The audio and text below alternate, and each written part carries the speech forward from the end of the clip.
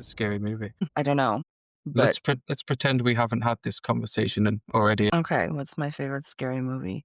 Jason Lives. Jason But Lives is back on top. yeah, I'm glad to hear it.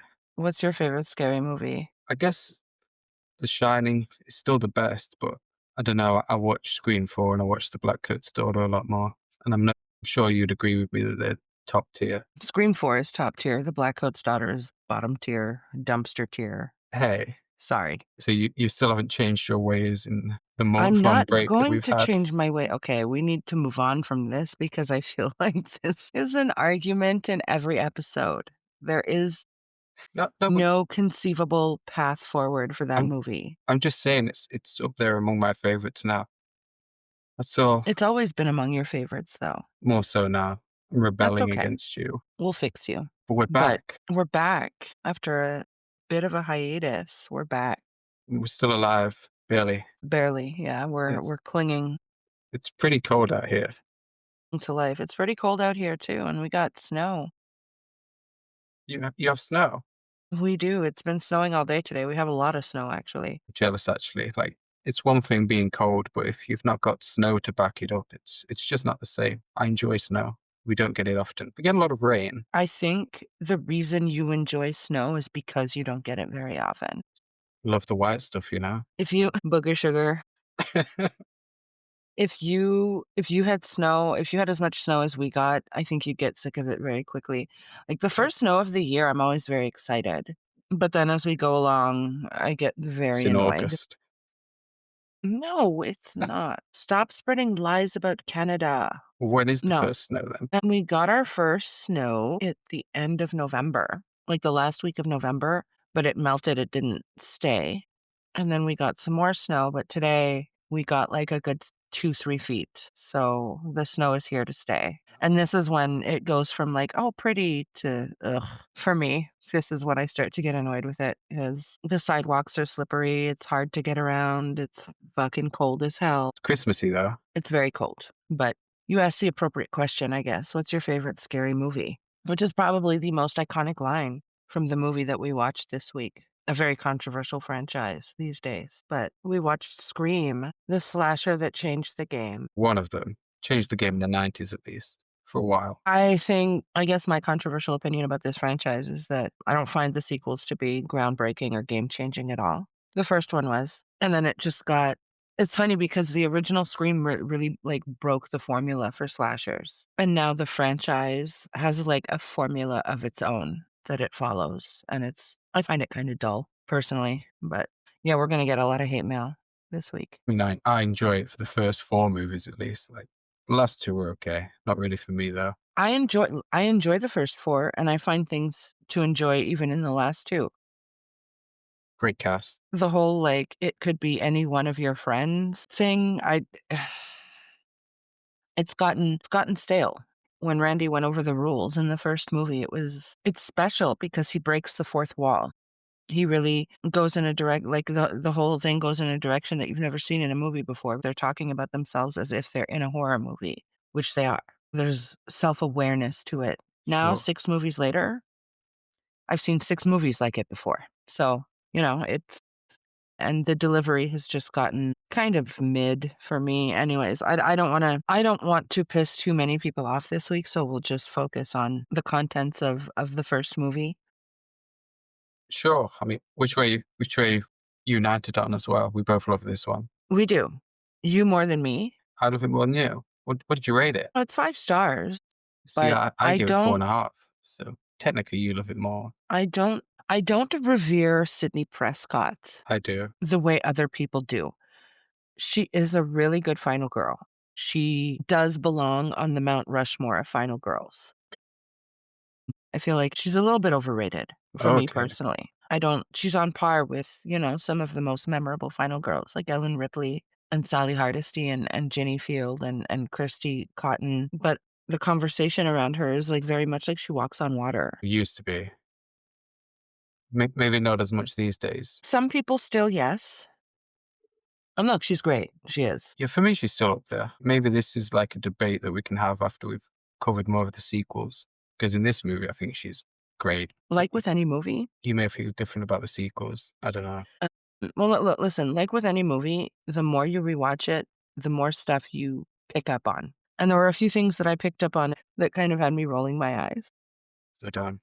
And we'll get into that. First, I actually want to talk about something that's not really horror related, but Okay. I feel like it is horror related because it's a horror story that is unfolding before my very eyes on social media. And I'm going to lose my shit. And that is the Wicked press tour. I, I wasn't expecting that. No, but you know what? What a twist. Well, you know how I feel because you and I have talked about this. I don't have the words. I don't know what these two women are taking. They have to be on drugs. It's I'm Hollywood for you. convinced that they're on drugs. They're crying as helicopters pass. It's all that There's clip. It's I'm wild. having nightmares about the clickety clack of foot-long nails, and Lots of then great reaction memes, though. a lot of great reaction memes, and then They're there's giving us the that baby voice, the infamous baby voice. She's not a pop star anymore. She's made it very clear that she's an actor, screen actor. which I'm gonna say, I hope not. I do not want to go on some LSD trip every single time one of her movies releases. I don't wanna watch her cry her eyes out with her co-stars. She's gonna be in the new Meet the Parents movie. Am I gonna be watching her and Ben Stiller having a cry? I hope so. I hope not. Like, it's Okay. just Do you think we'll see that with AHS 13 when she does that? I'll have to watch videos of her and Emma Roberts crying together. I've watched the old videos they did during the Scream Queens press tour. I I did don't get the know what sense that they really liked each other, but maybe that's just me. I don't know what to think. Her and Cynthia have clearly gotten close during filming, Sad. and she gets emotional a lot talking about, like, having been chosen because she's always wanted to play Glinda. So if this is, like, your life's dream, fine. I understand the emotion. Which one's But Glinda? Ariana? yeah, The Good Okay. Witch. So I haven't watched them. Neither have I. I have no interest, and the press tour has made me even less interested. Aren't all press tours annoying these days, though? I mean, I tend to not enjoy any press tours. Like, I saw a video of Timothy Chalamet. Is that how you pronounce his name? Yes, He's by just like, Timothée yes, Chalamet. I saw a video of him just bouncing around the stage acting like a twat yesterday. It's like, is this where we are now? Is I this what an Oscar campaign looks like, Timothy? I enjoy seeing camaraderie between co-stars during press tours. There's some videos that make me laugh. I find them kind of cute. The difference is I am not a Wicked fan. I don't follow Wicked pages. I don't follow Ariana. I don't follow Cynthia. So I have a few wicked moods. there's nothing in my algorithm that should contain any kind of wicked anything. But I think this has just become a complete circus. I think it's just become so global. It's on everybody's FYP because it's on mine. I'm seeing spoofs. I'm seeing people parodying a lot of their interviews. But I really feel like I'm being held hostage. I feel like it's being shoved down my throat against my will. The spectacle of the press tour has grown bigger than the movie itself. The last hurrah, unless they do a third one. John Chu says he wants to do another one, What's the moneymaker? which I don't know how that's gonna work because there's no more material. Maybe they can do the Wizard of Oz itself. Oh god, please no. We can we can have a version of Wizard of Oz that looks just as pallid as these two films look, instead of the bright Technicolor original that we have. I don't really have an opinion on Wicked, but visually it doesn't like reel me in, at least from what I've seen online. The other big news this week, we got a trailer drop. Did we? Probably the best trailer drop I've seen in a long time. I'm super pumped for this, and that's Ready or Not 2. Yeah, looks good. It's definitely one of the movies I'm most excited about coming this year. Sarah Michelle Gellar playing a villain, right? Sarah Michelle Gellar is playing a villain. We don't have the backstory. All we know is that her winning hide and seek has triggered some higher tier of game. And now you Like, have different families hunting her, trying to kill her. they're on level 2 now. I don't understand the family dynamics with the villains yet. I think there's like multiple families, and somehow Sarah Michelle Gellar's character is also related to David Cronenberg's character, who we see kind of lying in a sick bed. It's just David Cronenberg as it is now. And then watch it.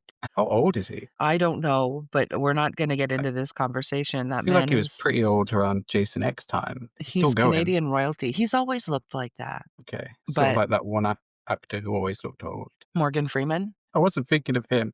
I was thinking about the guy, I think he was in The Fog. Larry Fessenden. No, I wasn't thinking about Larry Fessenden for once. I can't remember this actor's name. He died a few years ago. Oh, gee, that helps, thank you. He was in The Fog. I think he was in Creepshow. He was in That Evening He's Sun. still alive, his name is Tom Atkins, and I'm put not some talking. respect on his name. I'm not talking about Tom Atkins. I'm talking about the other guy. I'm gonna have to Google this. I feel like I should know his name because he was a really good actor. He was in Up, you know, the Pixar movie. Did the voice for that. I know the movie, I haven't watched it, I'm a grown-ass adult. You haven't watched Up? No, the only animated movies that I watch are the ones from my childhood, the ones that are nostalgic for me. Like, I don't watch new movies, I'm not of the Wait, age anymore, wait, I'm and I wrong. don't like. He wasn't in Up. That was a different old man. Oh my god. Bad at this. Hal Alright, Holbrook. That's who it I was. Hal I Holbrook. don't I don't wanna play guess the old guy. Like, if you've ever seen a Hal Holbrook movie, he was old in all of them. You're right about that, I think he only started acting, like, in his 40s, though, so but there's still time, my man. we're getting away from You can things. officially become a scream queen and not just a Twitter one. Wow. With your Spotify listening age of 78. Well, according to one very notable scream queen, I am not the scream queen. She is the scream queen. We should invite her on for a debate. I don't want to. I thought you might say that. But She blocked me. I'm looking forward to Ready or Not too. I would say the first one is probably Radio Silence's best movie, at least It in my is. opinion. That's how I feel, and this one has added Catherine Newton to the lineup, and although I wasn't aware, but in the trailer, I saw Kevin Durant, Okay. I believe. I don't know. Everything in the trailer moves very fast. I'm pretty sure I spotted Kevin Durant in that trailer, but I'm so excited because Sarah Michelle Gellar, I'm Yeah. excited to watch her play a villain in a horror movie, and just the glimpses that I got of her in the trailer, she looked like she had so much fun with this. So Yeah. I'm super excited, And we're getting and back-to-back years of Sarah Michelle Gellar horror movies. Like, when was the last she's time that having a happened? renaissance. Like, are we in the 2000s again? Seeing Sarah Michelle Gellar making horror movies. I'm okay with it. Put her in more horror movies. Put her She's in all probably the gonna die in movies. this one though, like she usually does. Well, I don't want her to, but then I It's her realized that if thing. I want Grace and Faith to survive, everybody else pretty much gotta die. Do you think they both survive? I hope so. I mean, look, it's a fun watch. If you take the second one and you kill off the two leads, it's gonna turn very bleak very fast. Sure. Yeah, yeah. And that would be a pretty brave thing to do, which, dare I say, Radio Silence on Specialist. See, I could be controversial too. Best case scenario is they both live. And the thing about the first movie, and I'm hoping that they manage to replicate it with the second, is there's so many interesting secondary characters. I have very high hopes for this movie, and I can't wait to watch it. Yeah, it's definitely one of my most anticipated. On to our movie this week, Scream, which is celebrating its release date in a few days. Not from today, but I'm talking now the day that this episode is going to drop. Yeah, 29 years old. We should have waited a year, really. This was your idea. Yeah. I mean, that would have been too long. I imagine we do the So podcast for over a year and we don't cover any of the Scream movies. you just want to hurry up and get to Scream 4. I know what you're doing. Oh, well, we could always like cram them all into a couple of months, you know, be ready for Scream 7. You don't want to do that. Wow. Probably not. Might get But repetitive.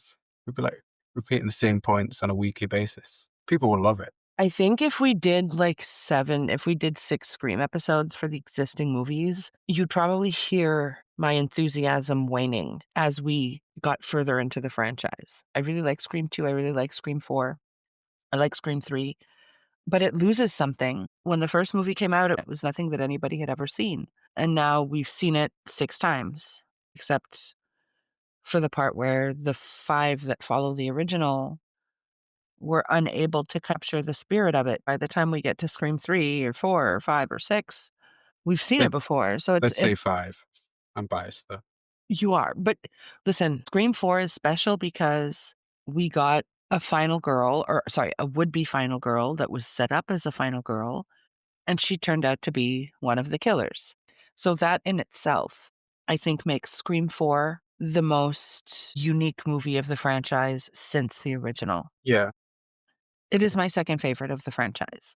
it's my first. Like, it is special, but when you go through the rules, that's what I always refer back to is the speech about the rules, which you get that in every single movie. Randy even comes back from the dead in Scream 3 via a VHS tape Goat behavior. provided by his sister, which the foresight that he had was pretty impressive. But, every time they go over the rules in every movie, it's just like Diminishing returns? it's dull. Yeah, the scene in Scream 6 was not great. I don't like Mindy's delivery of the rules, which we got in both Scream 5 and Scream 6, Yeah, I didn't because like it in 6. I didn't like it in either movie because it's basically just her standing up in front of her friends accusing everybody of being Ghostface. But this week we're talking about the original, so it doesn't feel stale. And the movie itself still doesn't feel stale. I've watched it tons of times. I know you have too. I still enjoy it just as much every time. Would you say this is one of the greatest horror openings ever? I would. Yeah. And also, when I watched it the first time, the most aggravating. Oh, okay. With final girl Drew Barrymore. Listen, I have to give Wes Craven his props for this because nobody expected it. Drew Barrymore was heavily featured in the trailer. She was on the poster. Yeah, she was set up as the star. She was set up as the star. So I give Craven his props for the bait and switch that he pulled. And I guess at this point, she really was the biggest star in this movie. She was. Her career in the 90s was unmatched. I feel like there was a new movie coming out like every week that she was in. I was just being inundated with Drew Barrymore, and I wasn't mad about it. She was one of my favorite actresses. She's still one of my favorite actresses, but at the time, there was just so much, like, exposure to her. She was in so many goddamn movies and a lot of different genres, but, I being a huge fan, this opening made me very upset. Okay, I so that's the remember. part that you were upset about her dying. Yeah. She does die, guys. She Spoiler. does, and I remember, like, after you see her dead body, I sat there Or for a does few she? minutes kind of, like, trying to decide if I still gave a shit about this movie. No shade at all to Neve Campbell. It's funny because, like, a lot of people would call Neve Campbell a relative unknown at the time, unless the only people that knew her were people who watched Party of Five, and I did not. Well, The Craft had been released at this point, hadn't it? Well, they came out the same year, but for me, and this might be something that only Canadians can relate to, Okay. I used to watch this show on YTV way, way back in the day. I think it was on from 1992 to 1993, if I'm not mistaken. And it was called Catwalk. And it's basically a show about this band made up of like 6 or 7 kids, 18, 19, 20-year-olds, whatever. Young Um, adults. and it was drama show, like coming of age, but with like a heavy focus on music, Right. specifically the music of this group. And she was on it. So I knew her. You're a woman of culture. I think this was my first exposure to her. Well, that's because you didn't watch Party of Five. I did Party not. of Five was huge. It launched the careers of Neve Campbell, Lacey Chabert, Jennifer Love Hewitt, Scott Wolf, Matthew Fox. Like, it had a pretty stacked cast. Okay. Well, we get Drew Barrymore for what, 15 minutes? Is it less? It's a good long opening. It's a great opening. She's making popcorn because her boyfriend's coming over to watch a movie. Netflix and chill before Netflix. Yeah. I don't think even Netflix, the video service, existed. Nice. It did not. And you would know. This was the Blockbuster era. Shut the fuck up. No, But at no. least I got to experience these movies in theaters. I know. That is a win for you. She's getting ready for her boyfriend to come over, watch a movie, and the phone rings, and some weirdo on the other end wants to know what her favorite scary movie is. Yeah. She answers though. It's Halloween.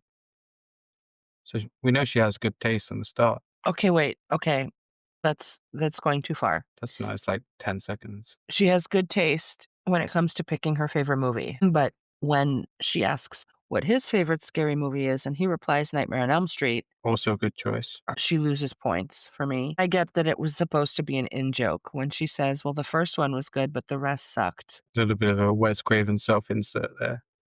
The Dream Warriors and New Nightmare Erasure is wild to me. Yeah, I'm with you there. I even like the second one, but the two you mentioned, they're the best sequels. And you're I right, find redeeming qualities in a lot of them, you but can put a question mark on her taste for saying that, I guess. but New Nightmare was Wes Craven, It so was Scream before Scream, in a way. it was, but so, like, the little in-joke about how the rest sucked, he kind of roasted himself. It's arguably one of the best films of the franchise. Hey, he has a sense of humor. New Nightmare is my favorite. The original's the good one. What's the best one? I might catch some strays for this. I find Nancy was annoying in the first one. She's an iconic final girl, but I found her character very annoying in the first one. Very bad at staying awake, considering the circumstances. Not my favorite portrayal of Nancy Thompson. Maybe that's why Drew prefers Halloween. Or Casey, I should say.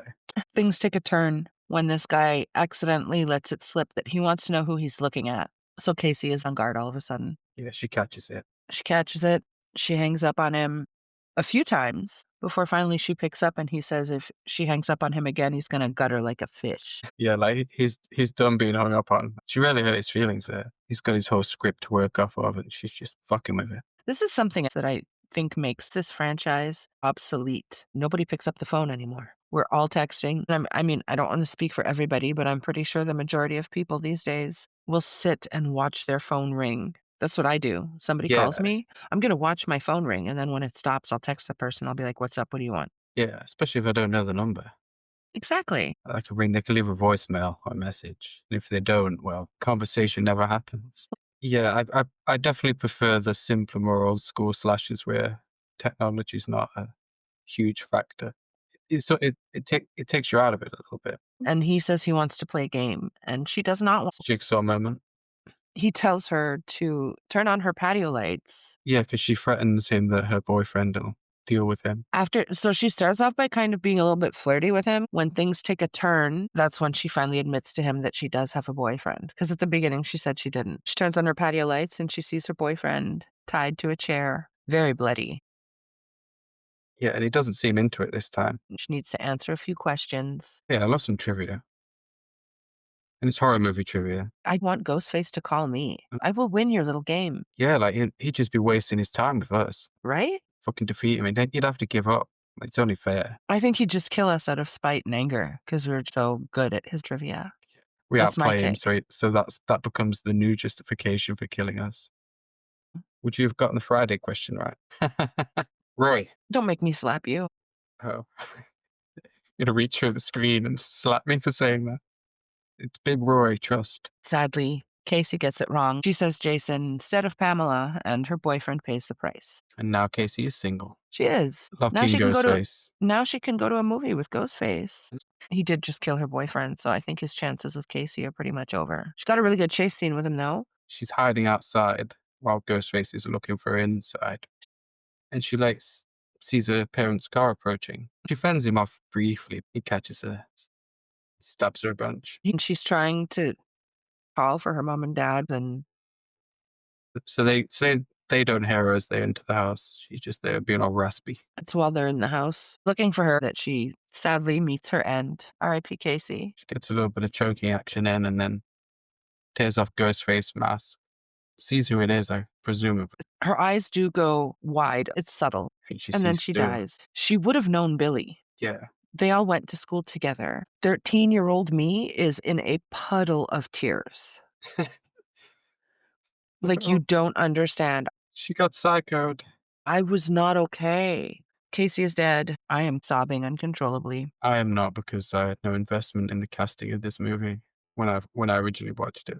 It was just one of the horror movies that I watched back then when I was a kid. We cut from Casey's corpse hanging from a tree with her insides on the outside to Sydney, who's just chilling in her room. She's wearing this white, frilly, flowered nightgown. She's got lace curtains over her windows. The virgin aesthetic is fucking present with Sydney Prescott. She's just chilling, and her boyfriend Billy sneaks in through the window because The Exorcist was on TV and it was edited for television, and it got him thinking of her. She once vomited pea soup all over him. According to Billy, when they started dating, they were well on their way to a solid NC-17 rating. And now he His feels like fans. they're just edited for TV. Some TV edits are pretty good. Like the first two Halloweens have good TV edits. If you ever want to check those out, you don't get the boobs. And Billy hasn't been getting the boobs, apparently. Billy does not want to pressure Sydney on the sex stuff. Yeah, he just wants to watch her masturbate with a crucifix. I had the same conversation with my girlfriend Does she let you watch her masturbate with a crucifix? all the time. Can't wait for her to hear this. Skip that episode, babe. It's not one of our best. Oh my God. They kind of started off all hot and heavy, and things seem to have cooled off. She does have a reason. She does, but we don't learn it at this point. 2 days away from the anniversary of her mother's murder. Indeed. Her dad is going out of town for the weekend, and He's a drug mule. that scary movie. Oh, okay. We don't know what he does, but he's going out of town for the weekend, and Sydney's gonna be alone. I mean, if you've seen her house, I'd be fine about being alone there too. It is a gorgeous house, but if there was a killer stalking me, Great views. I would not wanna be in the middle of nowhere. Yeah, you just see trees and valleys. Rolling hills. So, yeah, I don't know how I'd feel about being alone there. I'm a chicken shit, I'm scared of everything. It's established that she's going to be alone. She's a sitting duck. And once she manages to get rid of her dad, she decides to make out for a quick second, I guess. Yeah, they tumble on the bed a little bit. They tumble on the bed, and I guess this is supposed to be a makeout scene, but the part that catches my eye every time, there's no tongue. It For you wild things, Nev Campbell didn't do that. they're both kissing with their mouths closed. So what you're saying is that Skeet Ulrich would have gotten more out of Marianne. We would have been looking at NC-17 in the rearview mirror. Solid X rating by this point. We would have been on some European shit. Like, his Italian movie shit. That's just me. I mean, fuck, Skeet Ulrich is Good looking dude. he is. He slides his hand up her leg and then she kicks him out, but not before flashing him very quickly. Dude's probably got blue balls. Flashes her boobs and it's like, get the hell out of here now. Yeah. Which he does. He behaves himself. He leaves.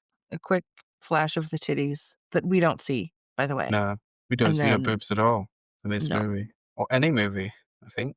I think she's done nude. Wild Things? No?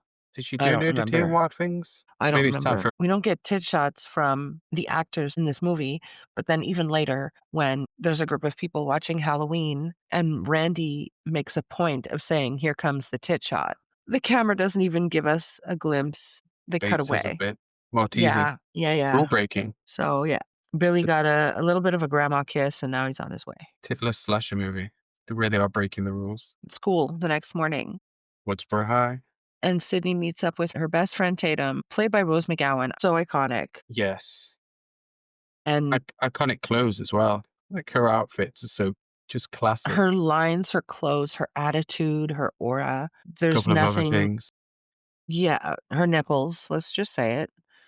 Rose McGowan, we love your nipples. Yeah, I'm sure she's glad to know that. Yeah. The world is a better place with your nipples in them. I feel Put like that- everybody's nipples make the world a better place. Even you, listeners. Put that on a Hallmark card. Even all of you who are listening, the world is a better place with your nipples in it. Exactly. We love you and your We l- nipples. Yeah, we love your nipples. If you're listening We to love this, nipples. we're nipple enthusiasts. We are nipple connoisseurs. Connoisseurs, damn. Putting us on a pedestal there. Friends are meeting up.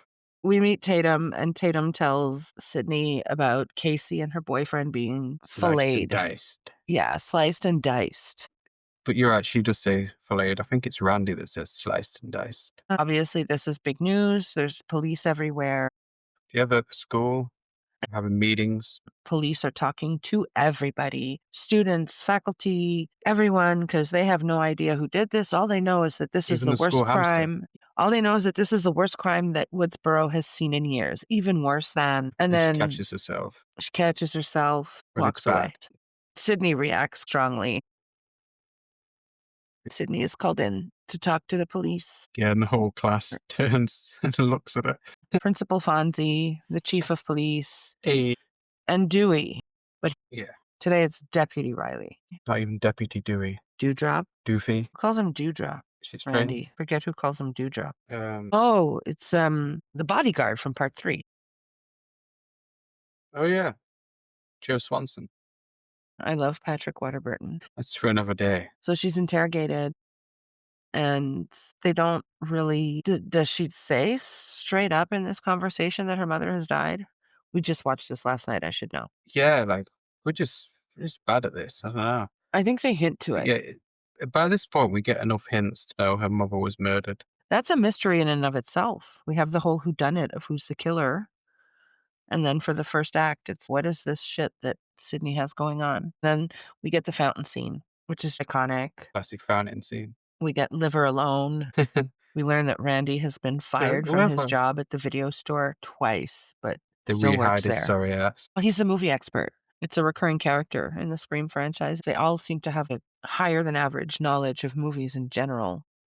Yeah, like 4 or 5 of them like that in the 4th film. The Still Randy June. character, he's only in part 1 and 2, and then in 3 via video, but in 4, 5, and 6, we get new Randy characters, and none of them are even remotely as good as Randy, in my opinion. And in 5 and Not 6, even it's a Kirby. well, Certainly she's not not Kirby in 6. She gets nerfed in 6, but in she's 4, not I think she's great. but she's not the Randy character. It's sort of in a way, it's sort of like the Randy character split into 3 in that movie. You've got Charlie, Robbie, and Kirby. Kirby probably knows more about movies than anybody else in part 4, but when I say the Randy character, specifically for me, like, that's the character that does the rules speech. Okay, so it's really Robbie in part 4, maybe Charlie too. With I think Robbie is the main one, Charlie gets the assist. Yeah, okay. And in part 5 and 6, it's his niece. So, there's the legacy connection there, but I never found any of them nearly as fascinating as Randy. He's so hopeless and a virgin, we learn later. Scene is the introduction of him and Stu. We've met everybody else, but this is their first scene. Stu likes to play with his tongue, and actually, I'm gonna say that that's Matthew Lillard because he does that in a lot of fucking movies. Yeah, He's got a thing with his tongue. I've got a thing for his tongue too. okay. We're going to that NC-17 place again. His tongue should get its own credit in the movie. It's like a whole character. Is it true that you put her liver in the mailbox? Because I heard they found her liver in the mailbox. They're basically having a very graphic conversation about Casey's death, and Sydney is getting visibly uncomfortable as the scene progresses, and then she just gets up and walks away. And Billy is not happy. Yeah, he's kind of protective and defensive in this scene. Whereas Tatum takes it a bit more seriously as well, but Randy and Stewie are just fighting about this whole time, fucking shit. It's clearly not affecting them as much as it's affecting everyone else. That a couple of their classmates got killed, Right? which I guess plants the seeds about those two as possible red herrings. It does. And Tatum is trying to introduce the possibility of a female killer because, Impossible. well, Couldn't happen. never. Well, they were all recounting their police interrogation, When and they're asking different questions. the men were asked if they like to hunt because she was gutted. And that's when Stu points out that the killer is probably a guy. And we get our first Sharon Stone reference of the movie when Tatum brings up Basic Instinct. I think there's 3 Sharon Stone references. There are. This movie loves a Sharon Stone reference. It's just so weird and random. Basic Instinct is a good movie. To remember the one scene. Maybe I need to revisit it. I think as far as Sharon Stone goes, Casino's my favorite role. Yes, me too. Sharon Stone references sprinkled throughout. And Sydney gets home and she decides that she doesn't want to be alone. So she plans to sleep over at Tatum's, Yeah, they're going to have a movie night of their own because that's working out well for everyone else in this movie so far. right? They'll have some popcorn. They'll watch a movie. What could possibly go wrong? She couldn't. She couldn't find the movies she was looking for. What was the movie again? The one where you can pause and see Tom Cruise's penis. All the right moves. Okay. For some reason I had Top Gun in my head, but I was like, that's not right. No, It's All the Right Moves, which I haven't seen. me neither. And I don't know if that penis thing is true. Probably. I Psycho 1998. no, I'm not Pause a, it just the right moment. I'm not a fan of Tom Cruise. So Tom Cruise the yeah, actor or yeah, Tom no, Cruise I the person? both. Okay. Not a fan. A few weeks ago, he got an honorary Oscar, and everybody's like, "About time." And I'm like, "For what?" I'm Yeah, like, sorry. He's like, well, he makes action movies. It's just action movie after action movie. I don't discriminate against action To, movies. it's not really about time as far as the Oscars go because those kind of movies generally don't get rewarded, Well, even if that's they're it. good. And I'm not saying he's been bad in everything, but Who I'm cares not a if you get an fan. Oscar though? I think that my favorite thing that he's ever done is Tropic Thunder. He was so good in that. He was. He was hilarious, I was screaming down the phone. I was surprised by how much he made me laugh in that movie. That was one of the movies that you got me to watch as well because I'd never watched it. Yeah, I'm fixing Great you one movie choice. at a time. Yeah, much progress. I'm a huge fan of action movies, but if we're giving somebody an Oscar for lifetime achievement in action, I feel like there's other people who would deserve it before Tom Cruise. Clint Eastwood got an honorary Oscar. He's got actual I Oscars. was gonna say he's got real ones. Like, is the Real honorary ones. one well, the The honorary one's just shade. for the people that can't get The the real shade. ones. But we get confirmation that her mother was in fact murdered because she watches a news report with Gail Weathers giving a report on the connect not so much the connection between the cases, but referencing how this is what's happening right now as we're watching is like the biggest news in town since that murder and the subsequent trial and raped apparently. There's some there's some debate about that among the fans, like whether she was actually raped or not, because what's his name, Cotton Weary is the character that got convicted, and he did have a relationship with her. He didn't rape her, but but Are it's we established supposed to later. believe that Billy and Stu raped her or one of them? I think it's questionable. I know people don't like the idea, but I don't. the I'll be the honest. the way I see it is that Gail Weathers does not believe Cotton Weary was responsible for the crime, and yet in this scene where she's reporting on it, she says that Maureen was raped and murdered. Yes. So if she doesn't believe that Cotton Weary was responsible, why would she have the rape part in there unless it actually happened? That's my thoughts on that. People don't like the idea of that happening, I think. I don't like the idea of it. In my mind, her and Cotton just had some consensual rough sex before she got killed. We love us some consensual rough sex. We do. It's the best kind. Good for them. At least until Billy and Stu showed up, it was good for them. Well, It went downhill, she got a happy ending, but yeah. and then she got She killed, and then Cotton Sydney got a death sentence. Yeah, it's a lot. So Sydney falls asleep watching this news report, wakes up, realizes Tatum is running late, but it's okay because Casey and Steve didn't bite it until way after 10. Yeah, That's how Tatum tries to console her. So she's very going to stop at the sensitive. video store and then be on her way. And it's not too long after she hangs up with Tatum that Sydney is attacked by Ghostface. We get like a nice little chase scene. She goes up to her room and she manages to barricade the door. Yeah, after commenting on how insulting it is that horror movies always have big titted lead actresses running upstairs when they should be running out the front door, She does she the goes exact same thing. she goes straight upstairs. Well, to be You're like, fair, her "Go door off." was locked with the chain on it. It doesn't really make for a quick escape. Yeah, so they have the chase upstairs, and like you They have say, their it's a chase pretty good little chase. upstairs. Yeah, yeah, and she barricades herself in her room and Yeah, she's got like a closet door that she can use to block the main door to her bedroom, and that's what she does. So Ghostface is there, like flapping yep, away like a bird trying to get in. and she realizes she can't call the cops because her phone downstairs is off the hook. For those of you who are born, um, I don't know, In the 21st century. after 1998, used to be this thing called a landline. Back in my day, I miss landlines, man. You had like multiple phones in the house. You could listen to other people's conversations. how about dial-up internet? I Pick didn't up the hate phone it. and just say, See, I didn't hate it because at my house we had 2 lines. We had a separate line for our dial-up. "Ooh, fancy." Yeah. See, I've always been poor, so when I was a kid, it was just one line. Sydney jumps on the internet, though. That's how she summons help. White woman in trouble. Exactly. That's exactly what she types in, and that's not from another movie at all. She summons the police She does. by referencing the one demographic they care about. Oh. Once Sydney manages to contact police, Ghostface is gone, and Billy appears at her window. Save the day. She's crying, and he's holding her until he drops a cell phone. Dun, dun, dun. Only one person has a cell phone in this movie, Right? Ghostface. Sydney is She's not too pleased. she's not too pleased. No, she kind of clicks pretty quickly and she freaks out, runs downstairs, opens her front door, and There's Dewey is Dewey holding the mask up to the holding the door. mask up, and she screams, and then he screams at a higher decibel than she does. Two scream queens right here.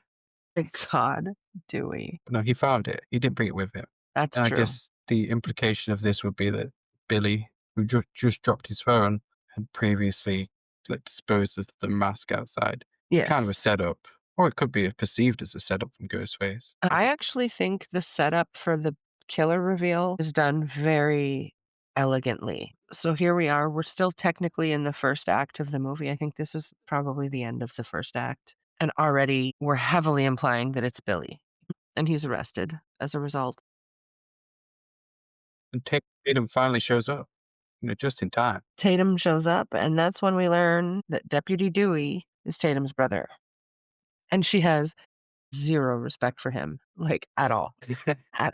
She just Does she belittles and humiliates him at work. yeah, does she call him doofus here? She calls him a Um, few things. She's not respectful, is what we're saying. well, no, at this point, Sydney's in the ambulance, and Tatum informs Dewey that she's spending the night at their house, and Dewey's response is, "Does mom know about this?" Yeah, he And has she's no like aura. and she's like, "Yes, doofus." No aura. Well, his aura is virgin, hapless police officer. I love Dewey as a character. He is a terrible police officer. Terrible. And that's something that carries across the entire franchise up until he dies. He's just so fucking inept. Yeah, I Bless mean, his even heart. even in 4, when he's the sheriff, he's still not on top of things. It's his wife that figures it out. Yeah, like, he's always lagging behind. Like, Gail's the real investigator here. Poor guy. Yeah, and we love Gail. She does show up here trying to get the scoop, but she's being held back by her cameraman. She's at the police station. Sydney's inside. Billy's inside. Who's your fat tub of lard ass? Kenny just wants donuts. Gail's poor Relatable. cameraman. That's all he wants is donuts. He's looking for the donuts. And Gail just wants him to move his fat ass. When you're that big, you can only move so fast. Even slower if you're full of donuts. Exactly right. I noticed on Sugar this clogging is. rewatch, What did you notice? Dewey has a hat on his Yes. computer and it says boob inspector and there's boobs on it. Hell yeah. I've never noticed that. Never? No. Crazy. I have no idea what you're referring to. You're lying. No. I'm not lying. I must have missed that every single time I've watched it. No, me too. I noticed it last night. Okay, Boob inspector. I'm gonna have to go I'll back and look at this. Sounds like a peak hat. He should wear that instead of his regular police hat. I feel like That will that's give you an more. I feel like that's an HR problem somewhere, but, You're not the boob inspector. You're just a P96. deputy.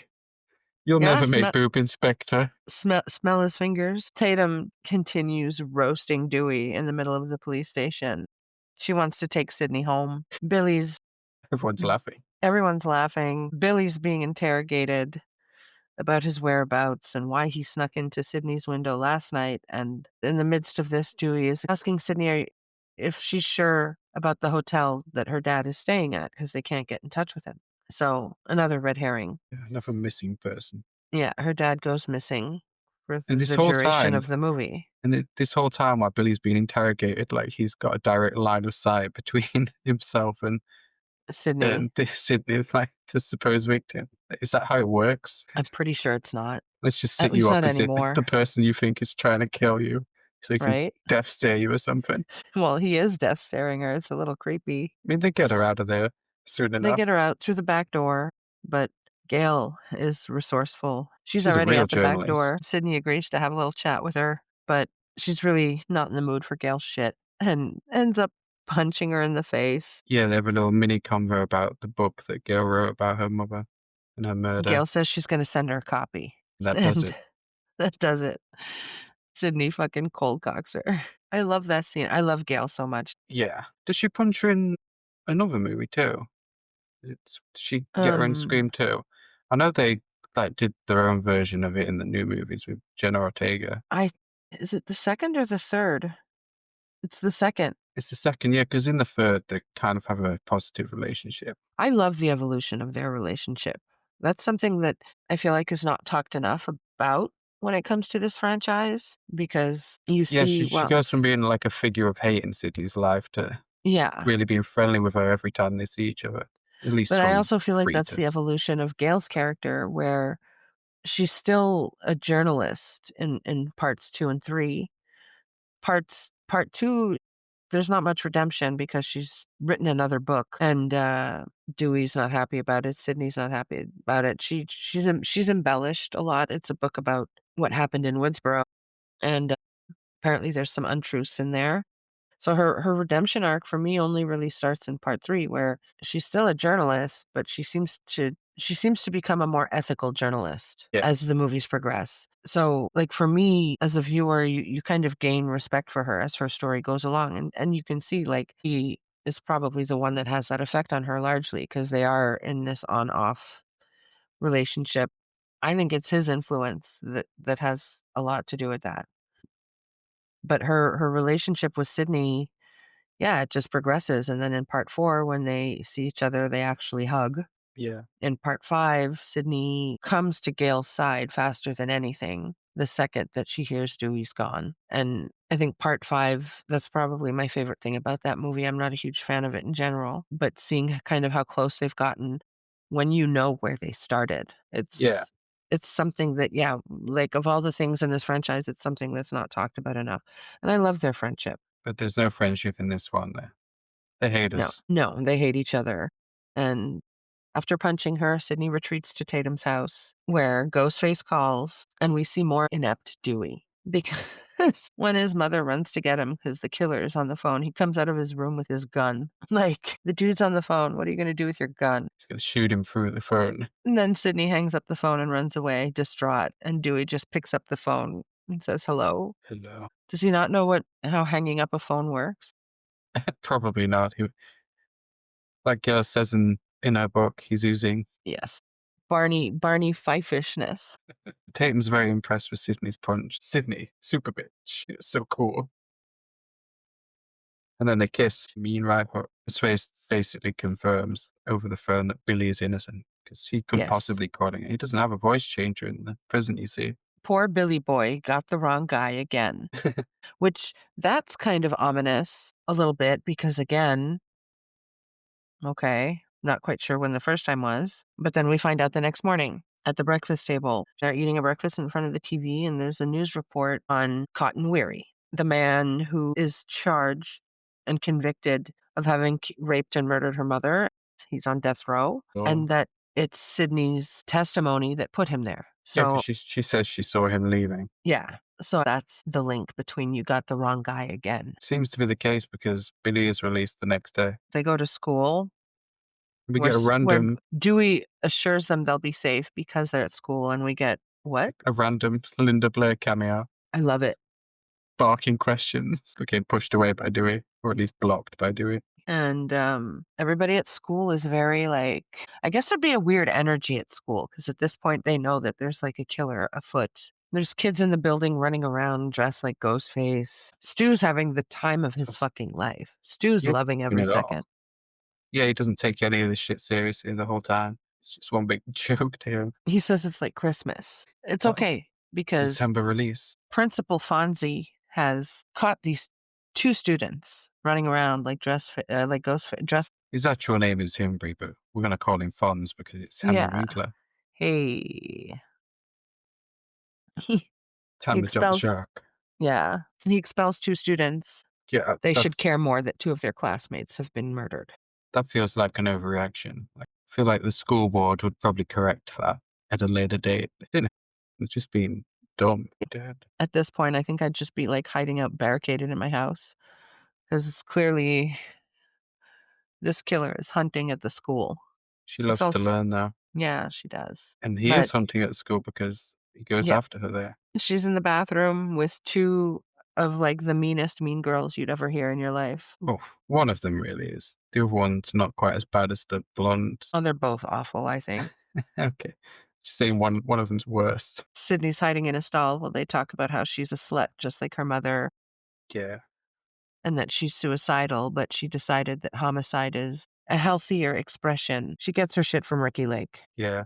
Ricky Lake is responsible for a lot of problems. Shout out no, whoa, whoa, whoa, let's not. I used to love Ricky Lake. That show was the shit. And I know my mum used to watch it a lot. Oh, thanks. No worries. Fuck you.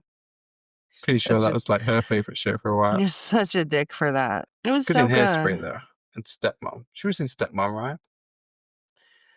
That's the daughter, No. wasn't she? Oh, she was. Stepmom is with fucking Susan Sarandon and Julia Roberts. No, Stepmom, Serial Mom. Yes, she was in Serial Mom. I got the name wrong.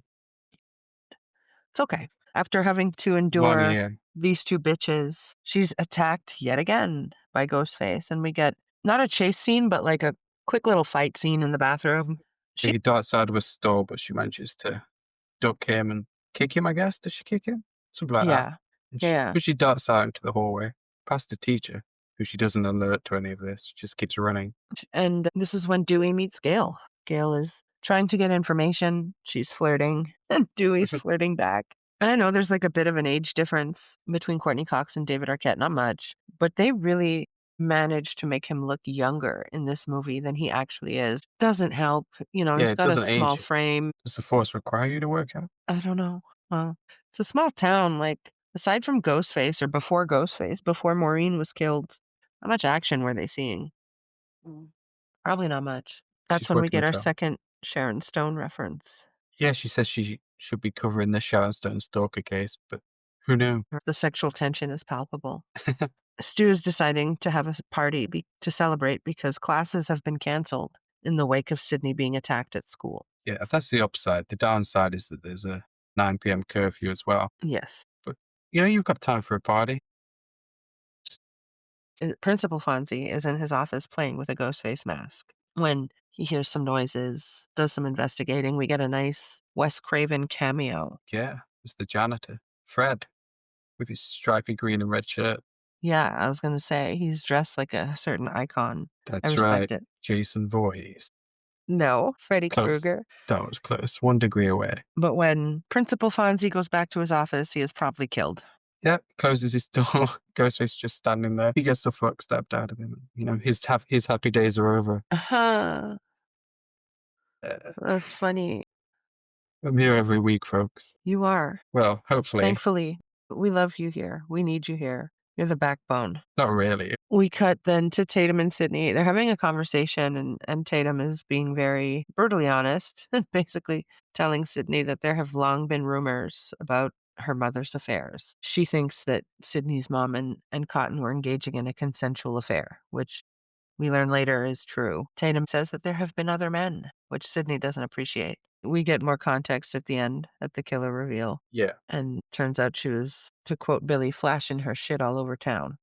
Like Sharon Stone. Right? Then we get Randy in his element at the video store, and he's really like flexing his movie expert muscle. Yeah, to poor Stu, who's just there trying to have a conversation with him, And Randy's all on about how it must be Billy, essentially, is what he's saying.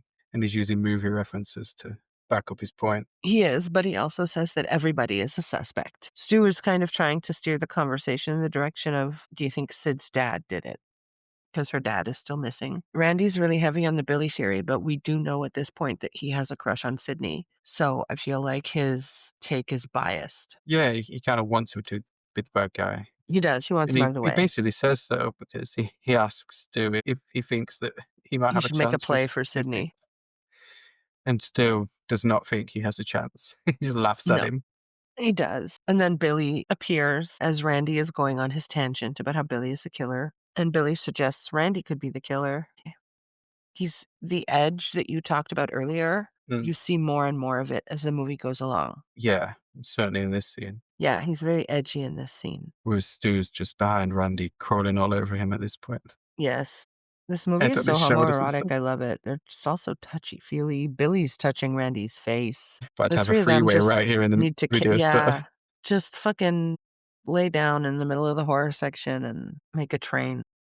Oh dear. That would be NC-17. I'm fine with that. Bet you are. Release the unrated cut. Release the train cut. It's what Wes would have wanted.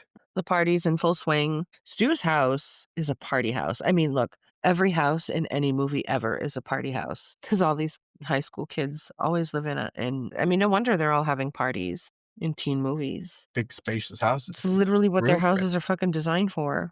But the parties, oh my God, the party started at Stu's and Gail and Dewey are there for well, no. Dewey drops Gail is the Tatum one. and Sid off. Yeah, Dewey's dropping Tatum and Sid off, and Gail is there just skulking for a story. See, she's the real expert in this movie because she knows that it all goes down in the third act at a party. Yeah, she gets it. Dewey says he's going to go in with Sydney and Tatum just to get a lay of the land. Tatum doesn't want him to. She's embarrassed, rightfully so. Yeah, you don't want your cop brother showing up at your party, do you? And then worse, he invites To kill the Gail in. vibe. He goes over to Gail's van and he invites her to come in with him. Not, 2 days after Sydney punched Gail? Yeah. The Dewey's not awareness is ready. lacking. Yeah, he's not reading the situation really well. No. He's thinking about the fact that he has a crush on her and that's what counts. Like having her on his arm, so to speak, as he goes in. That's what matters to him, not the And awkwardness that he's creating. just as Gail goes to go inside, her cameraman hands her a tiny, we're supposed to believe a hidden camera, but folks, this is 1996. And let me tell you, this thing is not small No, like it's not inconspicuous. at all. People manage not to spot it, so joke's on us, I guess. But you got to suspend your disbelief a bit. Well, This block that she dude had. dude had one of these, like, 90s entertainment units. I wouldn't have noticed it either. Like, his house, everything. It's top tier. Still, Tatum is very pissed off at Dewey for bringing Gail. Sydney is but why? uncomfortable, and all of the other kids at the party are just telling Gail how much they love her and how they watch her every day She plants her camera by while the she plants VCR. her camera. And then they get into a discussion about what movie they're going to watch. This is very important. Trying to choose the perfect horror movie to watch. It's such a agonize over that every night, I feel like. And they And have then a you nice just selection. and then you just end up watching a Friday movie anyway. Yeah, pretty much. A lot of the time. I'm terrible like that. I need to I haven't I haven't watched a Friday movie in a while. It's been what, 2 weeks? Binged the whole franchise. I need to watch another one. It's been too long. You're You right. know, wait until March, Wait until March. the next Friday the Are 1st. you on crack? Not anymore. You expect Okay, let me get this straight. We are now in December. That's right. You're asking me to not watch a Friday movie until March? Asking you if that's what's gonna happen. Fuck no. Okay. You should probably watch one tonight, guys. I'm gonna have a nice 2-week vacation for Christmas. We'll Or probably you'll definitely watch it then. Exactly, but I'll even watch before then. No, it's a sickness.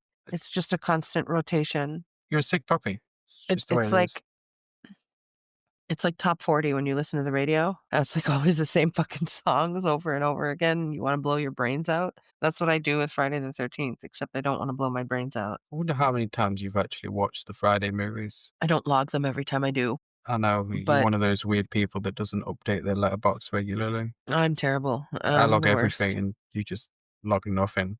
It's gotta be dozens of times each. I need to I'll get better with it, but, Please do. I've easily watched each movie. I feel confident in saying that I've watched each movie at least 500 times. 500. In the That, span of my that's life? Like, yeah.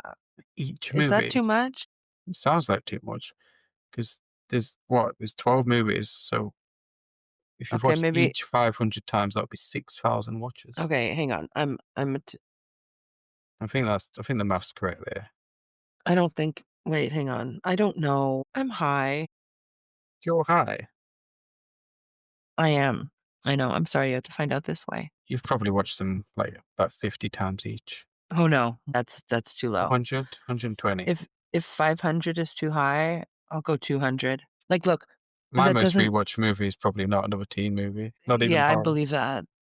But look, that doesn't count for every movie. I haven't watched Jason Goes to Hell that many times. I haven't watched Freddy versus Jason that many times. Yeah, we're talking about the favorites, the Paramount ones, really. The Paramount ones and the reboot, yeah, like, I've probably watched the reboot a lot less just because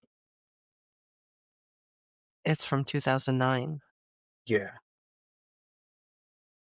I've been cycling the Friday the 13th movies like that since my early 20s. yeah, long time. Yeah, fuck you.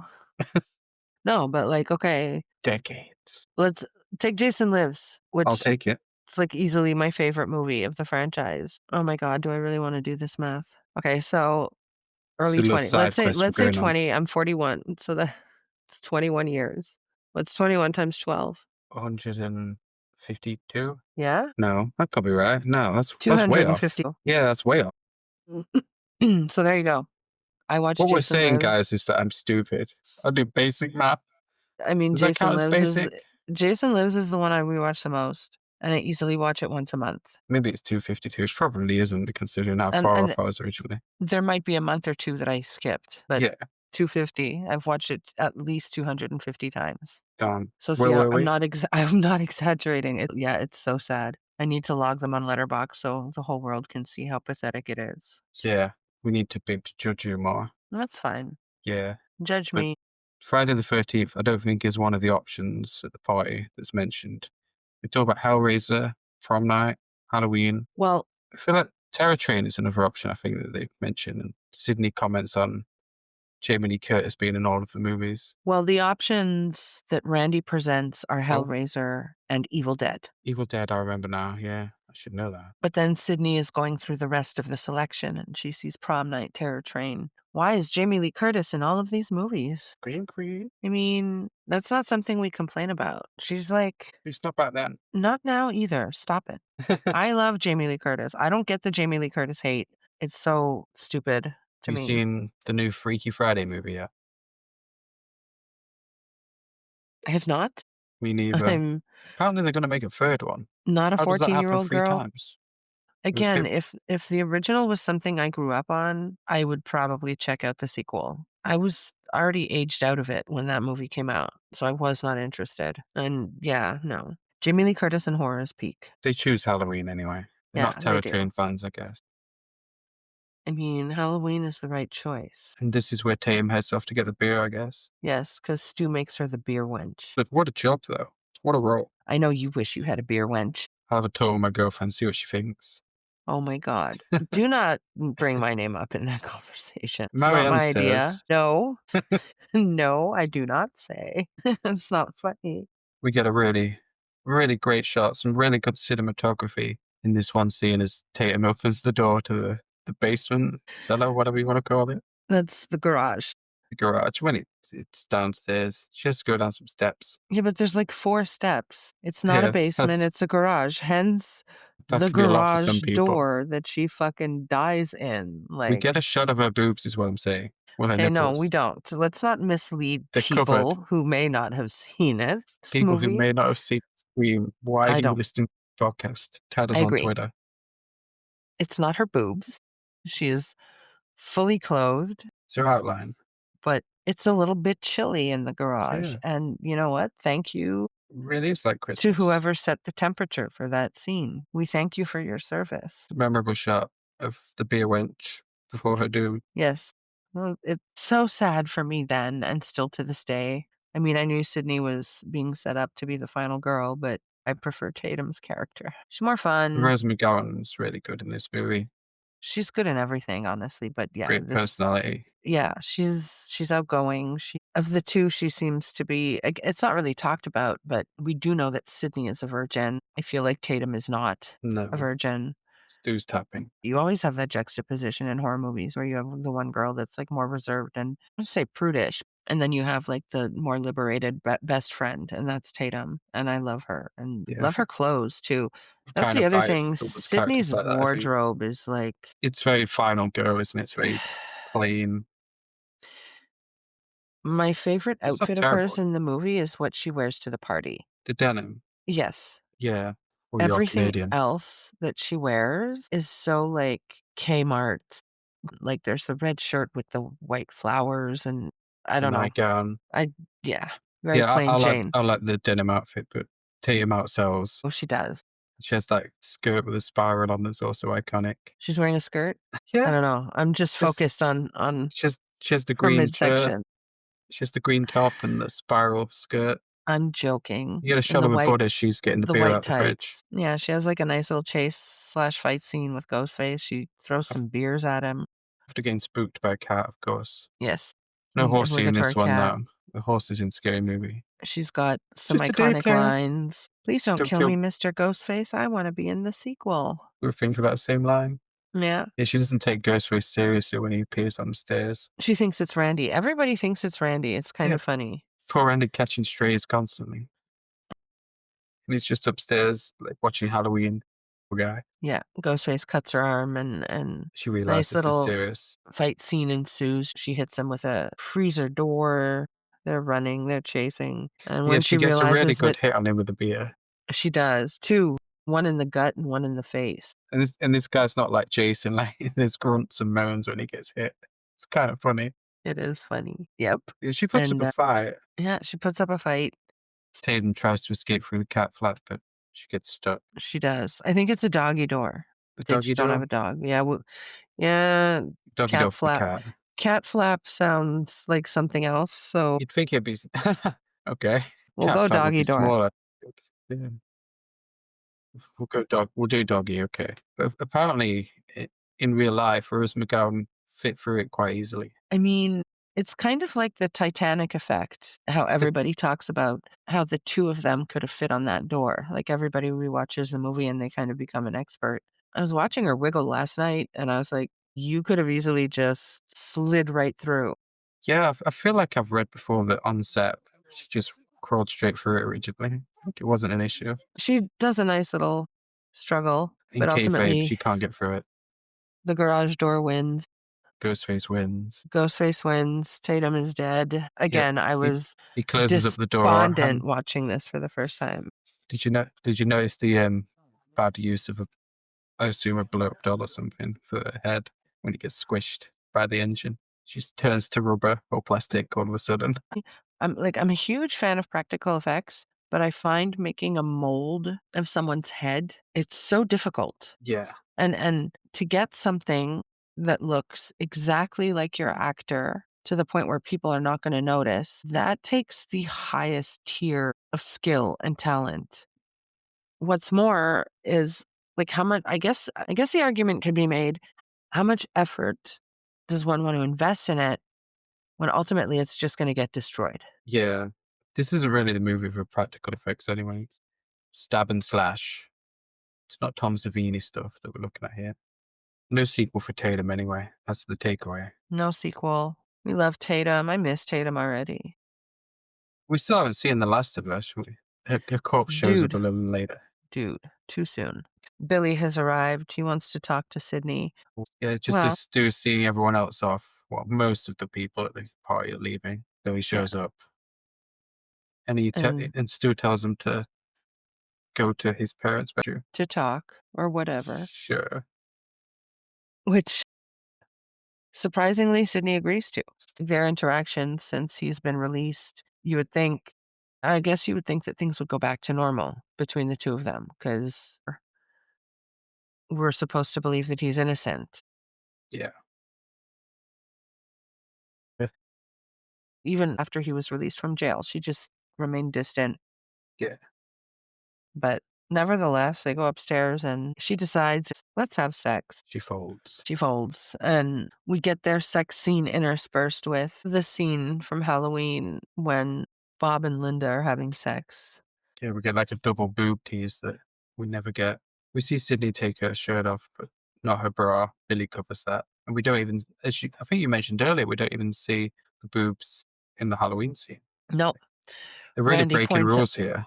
yeah, Randy points out that the obligatory tit shot is coming up, but Yeah. the camera cuts away so that we can't see it. Wes Craven really wanted some family-friendly shit here. Yeah. It's one thing about Scream. It's a very family friendly movie, you know? Yeah. Watch it with the kids. Randy is watching Halloween with the few people that are left at the party. And the thing that stuck out to me, it made me laugh. This kid, random kid, day player number 4, complains about the blood in Halloween being too red. And Not then we blood. cut back to Halloween, and it's the scene where Michael is killing Bob. There is not a drop of blood to be found in that scene or any adjacent scene. Yeah, we all know this. Halloween's a relatively bloodless movie.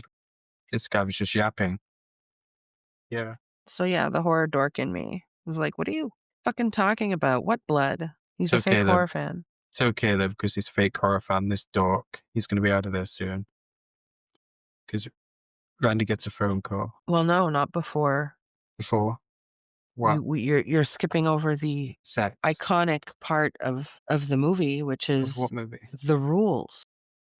He gets into the rules. Imagine me skipping over the rules of section. Right? I mean, I'm terrible. this Randy just casually asks his friends, "Don't you guys know about the rules?" And they're all What like, "What?" rules? And Randy is, like, really heated at this point, so much that he pauses the movie. You know when somebody pauses a movie, Yeah, you're not serious. you're in for something. I've been in that situation before where I've been watching a movie with a group of people and someone's decided that they needed to rant about something. I Like, think I've done that with you. yeah, you are a ranter, but it's not what I'm talking about in this Stop situation. that. I am not Talk a about a ranter. guy who actually stood up mid movie to do that. I had a notification. Well, that's Is what that Randy does. He stands up and he explains the rules, which, as the viewer, you know the rules. They've just never been spoken. And Randy finally says the thing out loud in the context of them being, I guess, semi aware that they're in a horror movie or that they're living something that could be a horror movie. yeah. But number one is you do not have sex. You cannot have Ooh, sex. It's a no no. we're cooked. Second is you cannot drink or do drugs. We're doubly cooked. And the third and most important is never, under any circumstances, ever say, I'll be right back. To which Stu says he's going to go and get another beer and that he'll be right back. Randy says, I'll see you in the kitchen with a knife. So I don't know about you, but if I was in a horror movie, I'd be cooked. Yeah. You do know about me. I'd be cooked too. I'm not drinking today. Usually I'm Oh, drinking beer when we record. there you go. I'm medicating while we record. Believe it or not, guys, I have actually had sex. I know it's amazing. I'm still not over it myself. Oh my God. It actually happened. They We said it believe couldn't be you. done. Oh my God, stop. Gail is hiding in her news van with her cameraman and they're watching live footage of the party Still raise the sword. You're still in the fight. when they realize She's just ignoring me now. I'm not ignoring you. I'm trying. I can't breathe. I'm trying. Steer the conversation forward. Yes, Gail is in the van watching the footage of the party, and they realize that there's a 30-second delay Yeah. on what they're watching. Just as Dewey arrives and invites her to take a walk with him to investigate a car that was found in the bushes down the road. I'm pretty sure this is against some kind of police protocol, Yeah. You tend to not take civilians with you to check stuff out, especially not reporters. right? But it's like we said earlier, he's not the most competent cop in this N- movie or in the No, sequels. but he's got a little crush on her too. So Yeah. they head off just as Randy gets that phone call that you were referring to earlier. And, About Principal Fonzie being hung from the goalposts. on the football field, Principal Fonzie is dead. R.I.P. Goat. And when Randy announces this, the rest of the partygoers immediately run to their cars, Yeah, they gotta go drunk. check it out. They're By the way, delighted. they're all so drunk. Yeah, they want to go check it out before they cut him down. And they almost run Gail and Dewey over on their way. Yeah, he's like telling the cars to freeze. It's just about gets out of the way with Gale. But it's nice because then they kiss. Yeah, they dive into the weeds, roll around a little bit, and kiss.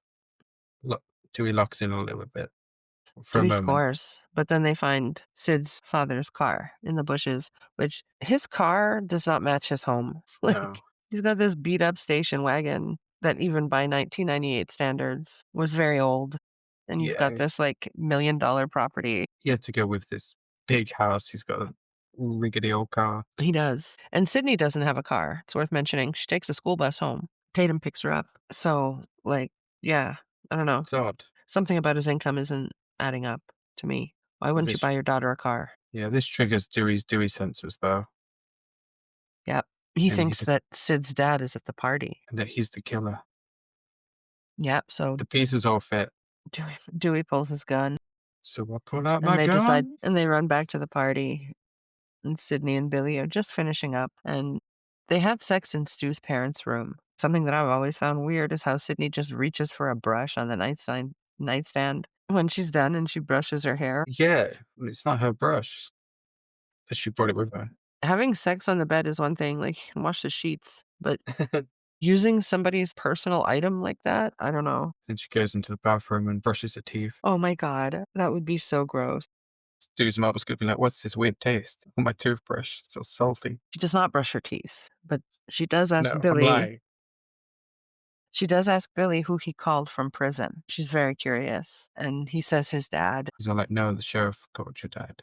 She claims that she trusts him, but the line of questioning would suggest otherwise. Yeah, it's like, well, now that I've had sex with you, I suspect you again. And he's like, "What do I have to do to prove myself?" And It, well, he immediately proves himself.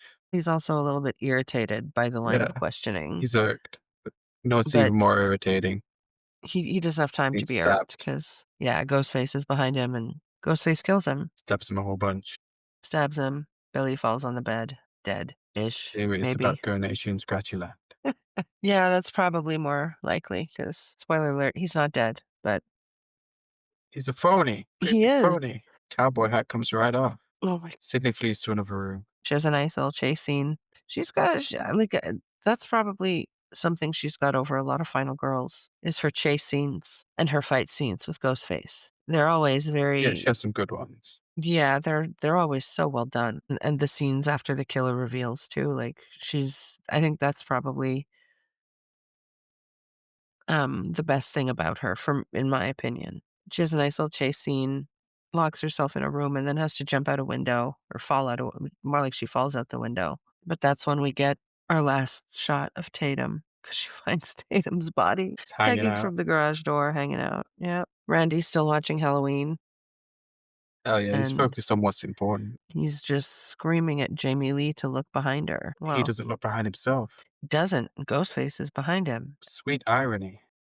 And at this point, Sydney has found her way to the van, the news van with Kenny, and she's in there with him and she's watching Ghostface come up behind Randy.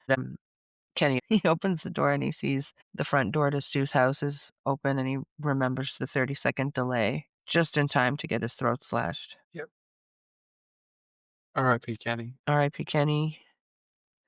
And then we get another chase scene with Sydney where she locks Ghostface out of the van, runs away. Don't know where she's going. It's okay. She's I'm sure she's fine. I'm literally in the middle of nowhere. Like I would be shitting my pants, be in the fetal position. You don't think But you'd no, handle it Sydney's well? resourceful. She's strong. She's gonna be all right. But Dewey is not. Oh my god. Dewey is so stupid in so many ways. He's a bit of a doofus, though. Don't come for me, but he is a doofus. Tatum was really right about that, and maybe right about the janitor being his superior. Yeah, Dewey him and tells Gail Gail to get into return. the news van and call the cops while he goes inside the house, gun drawn, to Yeah, save the he's day. ready to solve the problem. And I mean, anybody who's seen an action movie knows the body language and Dewey does all of this with the grace of a drunken monkey. Grace of a drunken monkey. Like, at It's one a great point, he turn of backs up phrase. against a wall, and I think he just, like, slams his back up against the wall, and then as he points his gun, like he's having a panic attack or something. It's a stressful situation. He's a spaz. The comparison to Barney Fife could not be more accurate, but he's searching the house, and then Gail is finding blood all over her van, outside, Someone's on the rack. on the windshield, and then when she drives away, Kenny is also on her windshield. Yeah, she brakes really sharply and his body just tumbles over the front of the windshield. Poor Kenny. She goes to drive away. Kenny, I'm so sorry. She goes to Get off drive my away. fucking windshield. I love it. She goes to drive away, and then she almost gets run off the road by Sydney, who just Darts out into the jumps road. in the middle of the road. So And Gail like Gail, veers off the road, crashes. yeah, she crashes and What does Sydney do? to avoid hitting Sydney, and Sydney just walks away. So fuck that hoe. If I was in Gail's shoes, I would have just stepped on the gas. Bitch, you want to jump in front of the road? You can take a dive into the bush. Yeah, So, although you don't see her, like, I guess it's an easy assumption to say that she's dead. or at least KO'd. Yeah. It's okay But though, yeah, because Sid runs Sid's away heading back to the house and back to the house. salvation. Yeah, Because Dewey's salvation there. because Dewey's there. Super cop.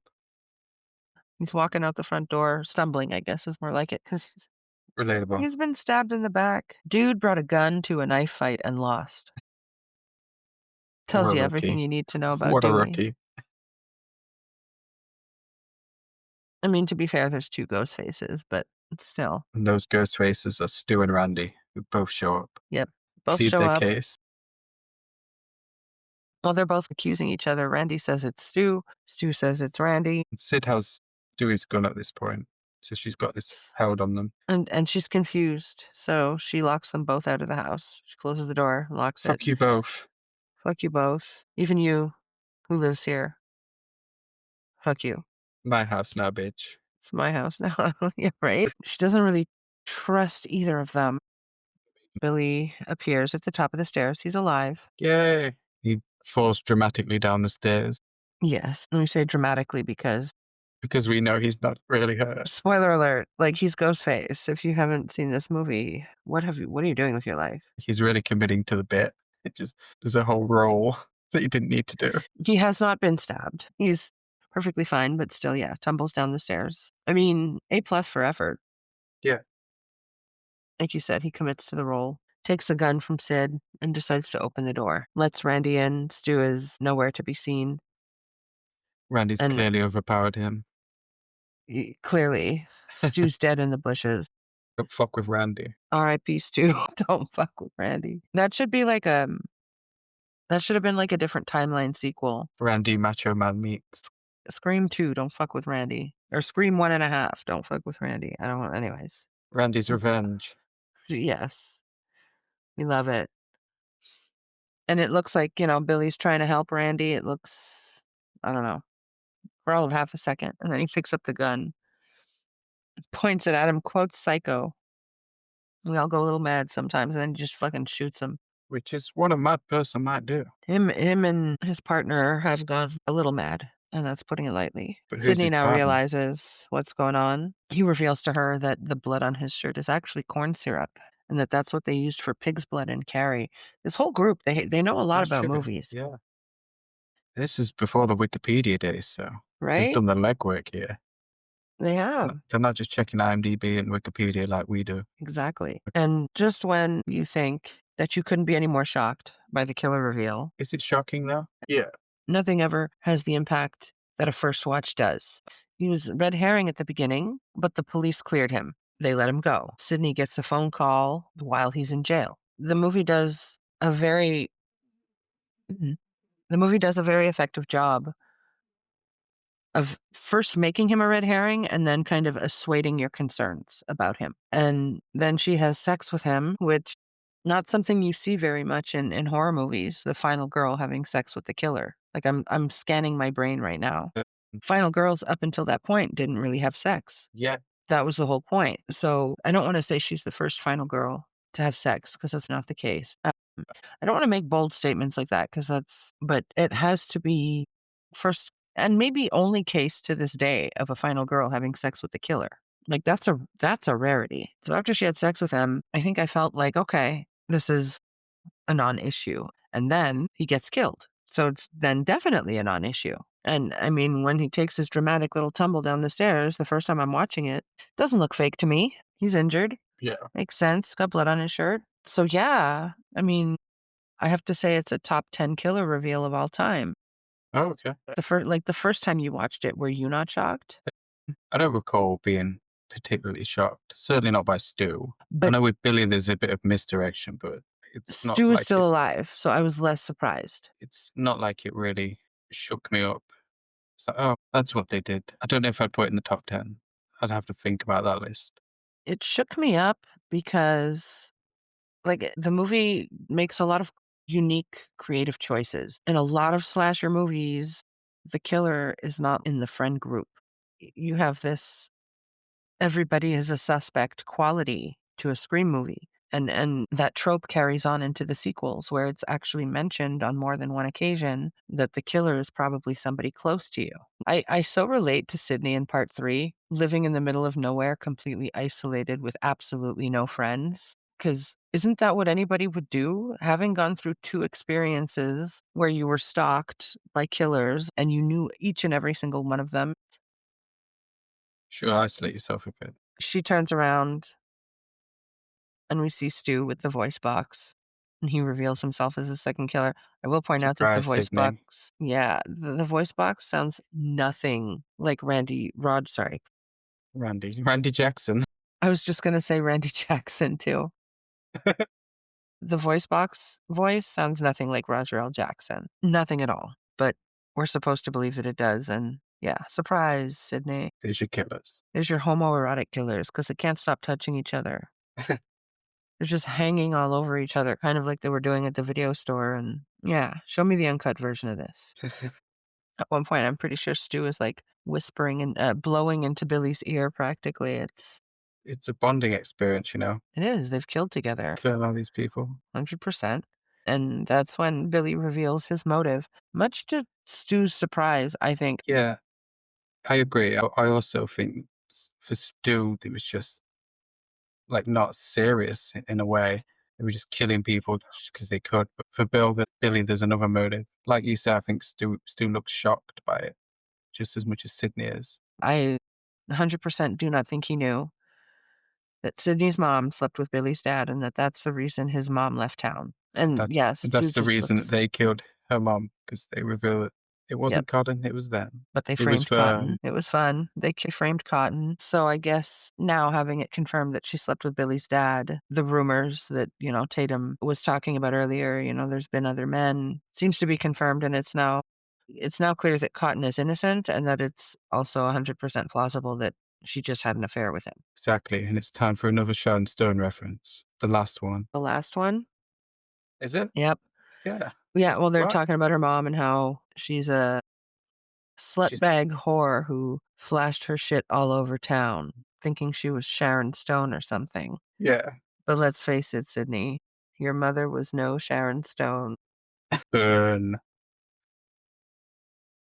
She was mad as hell. I need to know, because Kevin Williamson wrote this, I need to know what his thing with Sharon Stone is. It's really like Basic Instinct. That scene That's lives fair. rent free in his head. Does with a lot of people, to be fair. It does, but it's at this point that they pull Sydney's dad out of a nearby closet. He's tied up, his mouth is duct taped. Yeah, he was trapped in the closet. Yep. He'd been trapped in the closet for, what, 2, 3 days, all this time that he's been, quote, unquote, "missing." Stu Yeah. didn't Stu didn't do a very good job of hiding his car. Mind you, the plan is to frame him. Yeah, don't really need to hide it. They're gonna kill everybody, frame him, and make the police think that they were left for dead. Yeah, they'll be the final boys. They will be. And then to make their story more plausible, they proceed to start stabbing each other. And that's not a euphemism. No, they actually do stab each other with knives or with a knife. And you pointed this out when we rewatched it. Like, why not just kill Sydney first and then do this? Like, they're sort Uh of putting themselves at risk here. You're But holding they're Sydney giving her an out. hostage. She's not tied up or anything. She's not subdued. And you're going to stab each other and weaken the shit out of each other Yeah, before you deal with one of the most powerful final girls of all time. Okay. yeah, especially Billy because he gets fired up, starts ranting, and he just stabs Stu a bunch of times really hard. Yeah, he stabs the shit out. Well, he stabs Stu fatally, I think. Yeah, Although, he's bleeding out.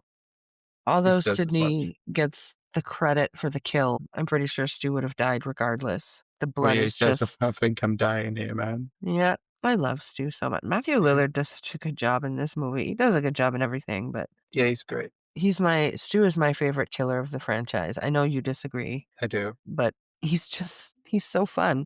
And yeah, like you said earlier, he's just killing for the love of the game. He doesn't have a motive. He's just having fun. Well, your take is the consensus take, I think.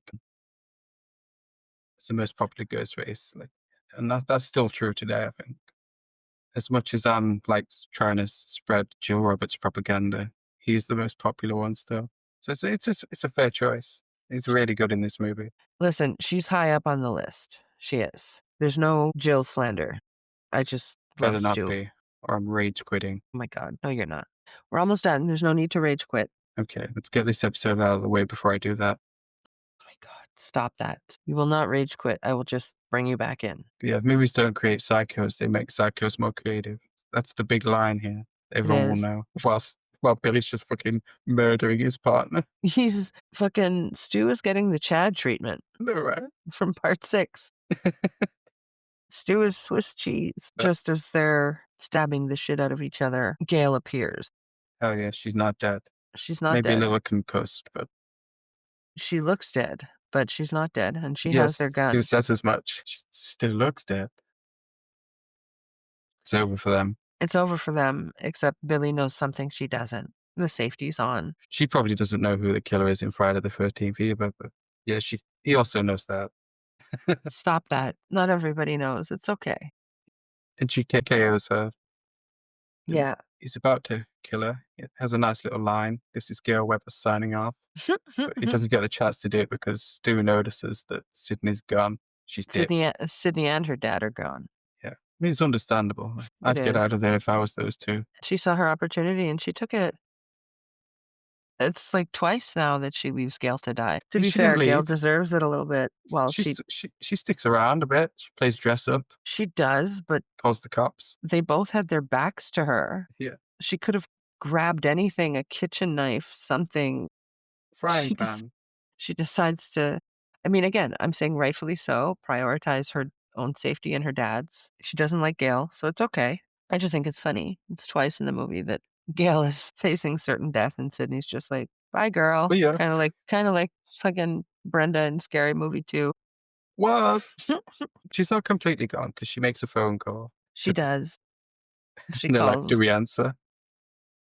using the voice box and informs them that she's called the police, and Billy is very agitated. So much so that he throws the phone, hits poor Stu, which wasn't planned.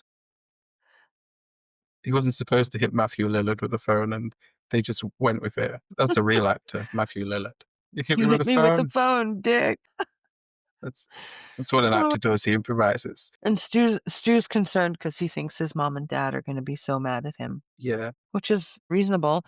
Not only are they gonna come home and realize that he's a killer, but they're gonna find their house destroyed yeah, and and he covered says in his blood, motive was peer pressure. and he's also far too sensitive. Yeah, he is pretty sensitive, yeah. But he's also dying, so he can't help Billy look for Sydney. No, he just stays there and bleeds and whimpers a little bit, but it's Skeet Ulrich's turn to get hurt. Oh, yeah, he's just tearing the house apart looking for her. Finally, she pops out of a closet and stabs him with an umbrella, which looks Yeah. painful as fuck. Well, apparently it hurt him IRL. I can't remember the details, like whether he had some sort of surgery or old injury to his chest, and apparently it aggravated it when he got stabbed with the umbrella.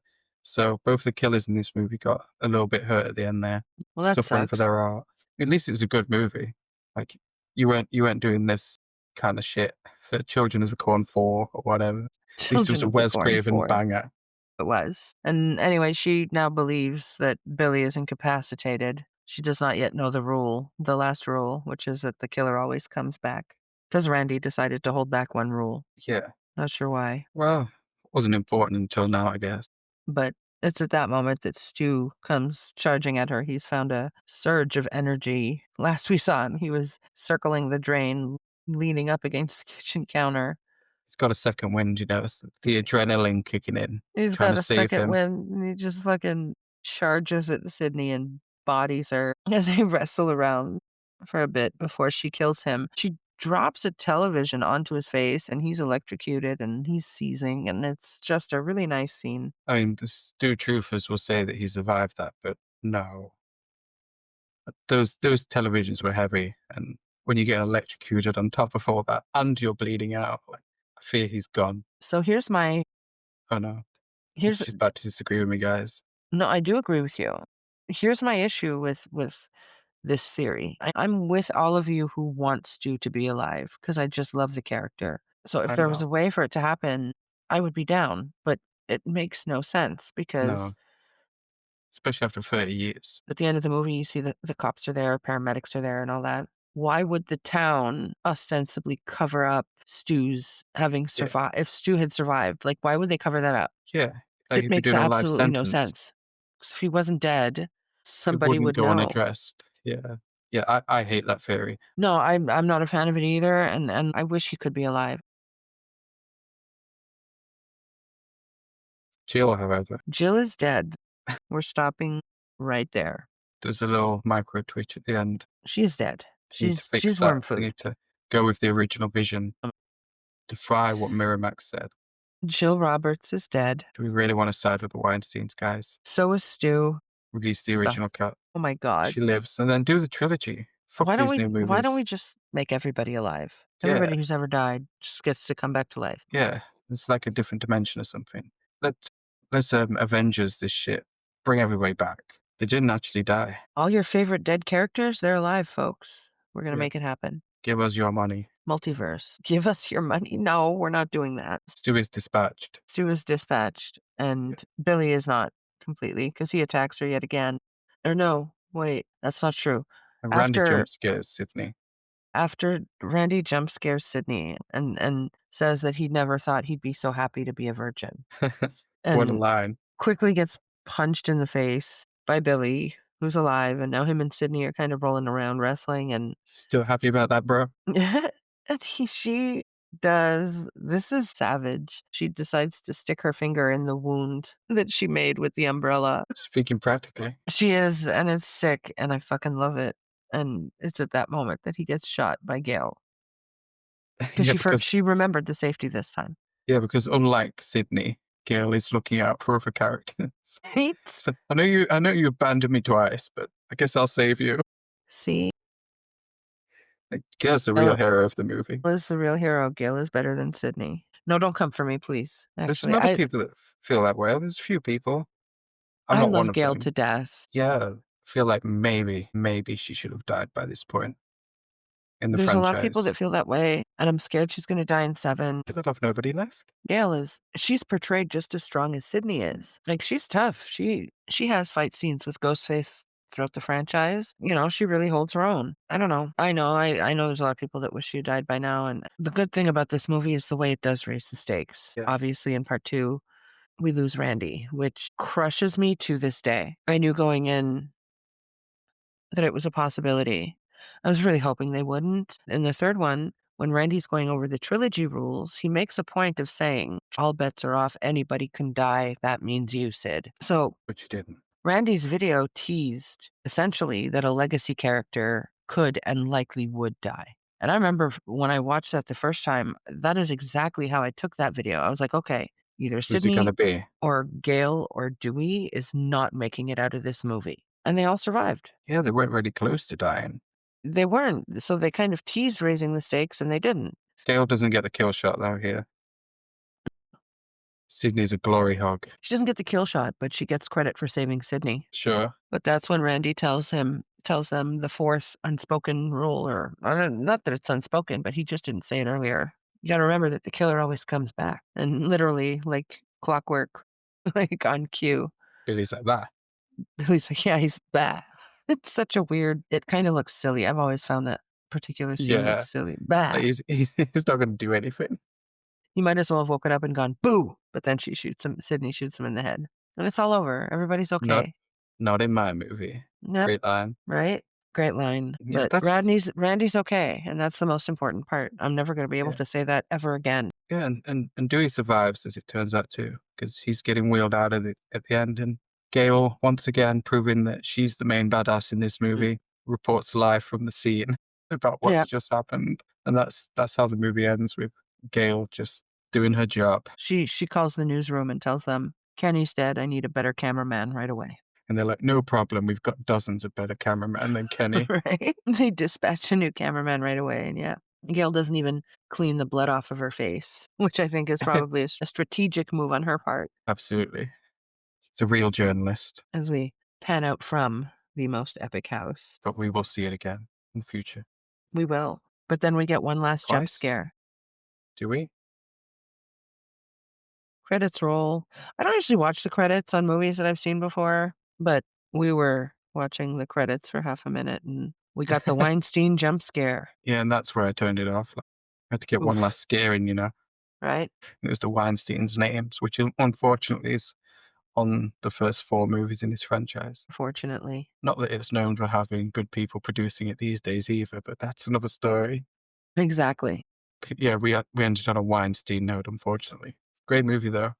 Wes Craven changing the game for what, the 3rd time? Would you say? You had Nightmare on Elm Street, New Nightmare, which is kind of like a proto Scream, and then Scream itself. Can't deny his legacy. I It do was alright, I wonder guess. if he got the idea for Scream while making New Nightmare.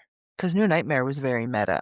And I Yeah, wonder if like it's a logical starting point for what Scream eventually became. yeah, I wonder if that's where the idea was born. But that's his holy trinity. There's no question about that. I think a lot of things about Scream. Listen, love this movie. It's not my favorite franchise. I am a very big proponent for this franchise having ended at 1. No, And I know you disagree because of I Jill, do. and that's fine. With 2 and 3, it sort of becomes what it's originally satirizing. And it goes a bit back to the satire in 4. That's probably the most comedic sequel. Even with the Silent Bob cameo in 3, I still think Scream 4 is generally funnier. Th But it starts out as satire with the first Scream, like a parody of the rules of slashers, I guess, and then as the series progresses, it becomes what it mocked. I understand why it's a franchise. You can't have a movie do as well financially as Scream did and not have a studio want more installments. If I'm not mistaken, I believe Scream was the highest grossing slasher movie of all time after making 173 million at the box office. I want to say in the neighborhood of that amount, but it was the It's a highest hit. grossing what? It was a hit. Yeah, it was the highest grossing slasher movie of all time until Halloween 2018. So, when you think of that, Still like seems that's crazy that Halloween 2018 surpassed it. there's a lot of hype. When the trailer dropped, it looked really good. The fans were excited. At the time, House didn't have the reputation that it did now. I think people were genuinely excited. And part of that was Jamie Lee Curtis was coming back to the franchise. I think another big selling point was that John Carpenter actually had something to do with this trilogy. He was Yeah, involved. yeah, he was not at all interested in helping out Rob Zombie. He was asked. He said, "Nope." I think it's deserved. I love Halloween 2018. And something was going to shatter the Scream record eventually. And I'm glad it was Halloween 2018 because I would hate for, like, some other garbage movie to hold that distinction. To Yeah, know that it kept that record for over 20 years is impressive as hell. and ultimately, I guess that's why it became a franchise more so than any necessity. Well, that's it. It There was was money to be money. made. This doesn't take away from my love for 4 because I know that when I say it should have been a standalone movie, that's the first place your brain goes. Totally. I mean, maybe it's my bias showing, but I generally don't rewatch the whole franchise. I'll just watch the first one, part four, most of the time. They work together just fine. But I see your point. You know, two guys dressing up in a Ghostface costume to terrorize people in one movie, plausible. Why are we 6 movies later It's still happening. based around a killer that is essentially a cosplayer? I'm really sorry to the Scream fans, but It's true. Ghostface is not a character.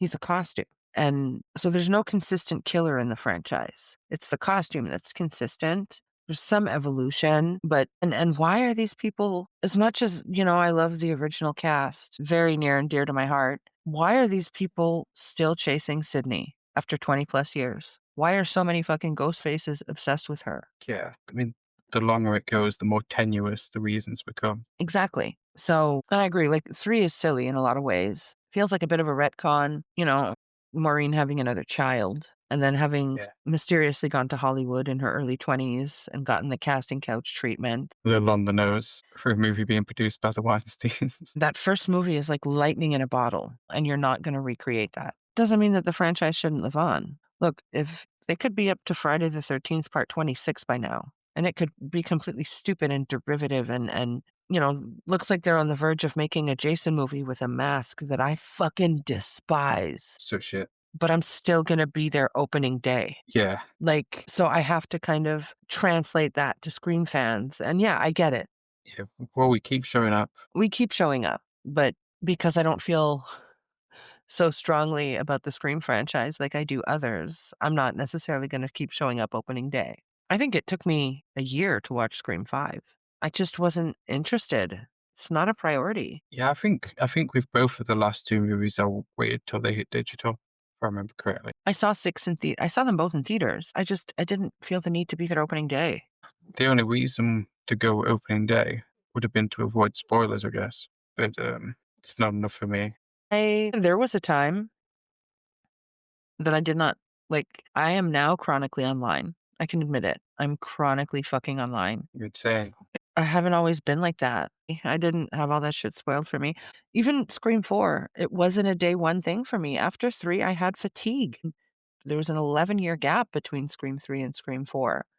I think the announcement of the sequel was like just mentioned in a random Variety article or something. There was no press really. No, we gotten to a point where I was wondering how Sydney was gonna fit in because it's not about her anymore. As much as it was about her, there's a new group of kids. And at the time before I saw it, I was like, I don't care about these fucking kids. I just wasn't interested. And then I watched it eventually. Thank God. It's my second favorite of the franchise. I think I originally watched it on, like on DVD or something. So even I wasn't rushing to the theaters. I understand people who will keep coming back regardless if it's your franchise, because I would do the same thing for mine. It just doesn't have that status for me. You can't discuss anything, you can't criticize anything. It's a So shame. It is what it is, though, I guess. there's this dark side to trying to enjoy this franchise, especially when you're part of a community that engages with each other about horror movies. So you want to have these conversations with people. You want to have civil engagement about, like, well, maybe I didn't like this so much, without getting fucking attacked and somebody coming for your jugular because you didn't like their favorite character. And you can't even have valid criticism about it. It's too much. The original is your favorite, right?